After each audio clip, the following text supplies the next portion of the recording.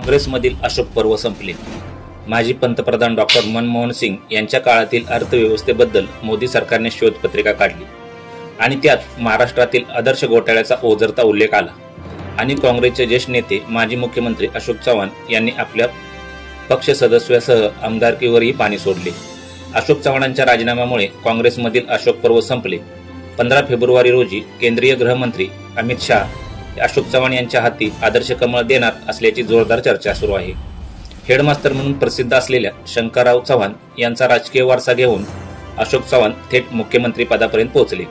अशोक चव्हाण यांच्या कार्याची महती सांगण्यासाठी त्यावेळी अशोक पर्व या पुरवण्या कोट्यावधी रुपये खर्च करून काढण्यात आल्या। अशोक चव्हाणांचे राजकीय विरोधक डॉक्टर महादेव किनाळकर यांनी हे प्रकरण चांगलं चर्चेत आणलं। अशोक चव्हाणांच्या उधळलेल्या वारूला आदर्शने ब्रेक लावला। भाजपने हे प्रकरण एवढे तापवले की अशोक चव्हाण यांना राजीनामा द्यावा लागला। 1987 मध्ये अशोक चव्हाण पहिल्यांदा लोकसभेवर निवडून गेले। नांदेड मतदारसंघात झालेल्या पोटनिवडणुकीत त्यांनी विजय मिळवला। नांदेड जिल्ह्याच्या राजकारणावर तसा त्यांनी प्रभुत्व निर्माण केले, परंतु त्यांच्या राजकारणाचा पसारा जिल्ह्याबाहेर गेला नाही। 2014च्या मोदी लाटेतही काँग्रेसच्या निवडून येणाऱ्या मोजक्या नेत्यापैकी अशोक चव्हाण यांचा समावेश होता। 2017 मध्ये झालेल्या महापालिकेत त्यांनी काँग्रेसला 81 पैकी 73 जागा मिळवून दिल्या। 2019 मध्ये पक्षाचे प्रदेशाध्यक्ष मिळाले। याच वर्षी भाजपच्या प्रताप पाटील चिखलीकरांनी त्यांना पराभूत केले।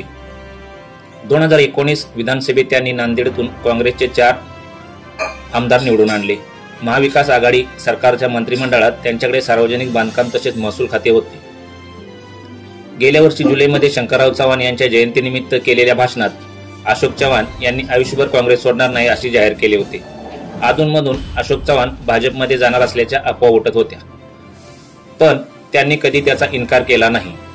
शिंदे सरकारवरील अविश्वासदर्शक ठरावाच्या वेळी नेमके अशोक चव्हाण आपल्या समर्थक आमदारासह वाहतुकीच्या कोंडीत अडकले होते। त्यांच्या या कोंडीची चर्चाही बरीच रंगली होती। अयोध्येतील प्राणप्रतिष्ठा सोहळ्याच्या निमित्ताने अशोक चव्हाणांचे फलक झळकले आणि सर्वांच्याच भुवया उंचावल्या। नागपूर येथे झालेल्या अधिवेशनात भाजपच्या नेत्यांना डावलून अशोक चव्हाणांच्या कारखान्याला 167 कोटी रुपयांचे कर्ज मंजूर करण्यात आले। त्यावेळी त्यांच्या काँग्रेस सोडण्याची चर्चा झाली, परंतु मोठ्या खोबीने त्यांनी त्याला बगल दिली। मात्र मोदी सरकारची शोधपत्रिका आणि अशोक चव्हाण अंतर्बाह्य घाबरून गेले आणि काल सकाळी अशोक चव्हाण यांनी पक्ष सदस्याचा आणि आमदारकीचा राजीनामा दिला आणि काँग्रेसमधील अशोक